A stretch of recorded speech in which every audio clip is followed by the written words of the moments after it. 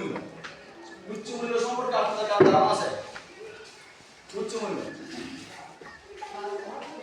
উচ্চ মূল্য, তাহলে এটা অবশ্যই দাম বা সবজি। আমরা যারা কৃষি কাজ করি, আমরা যে উৎপাদন করি যে ফসলটা, এই ফসলটা উচ্চ মূল্যের ফসল দিই। এই ট্রেনিং এর শিরোনাম বিকাশে উচ্চ মূল্যের ফসল নিয়ে কথা বলি। কারণ উচ্চ মূল্যের ফসল বলতে আমরা কি বুঝি এখন? আধুনিক প্রযুক্তির মাধ্যমে আমরা আধুনিক প্রযুক্তির মাধ্যমে অনেক প্রযুক্তি আছে, এই প্রযুক্তির মাধ্যমে আমরা উৎপাদন করব, ফসল উৎপাদন করব, উৎপাদন করে বিক্রি করব, এগুলো উচ্চ মূল্য। ফসল উচ্চ মূল্য এখন আছে।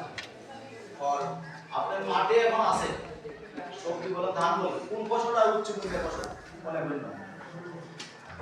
ধান, ধান, ধান, ধান,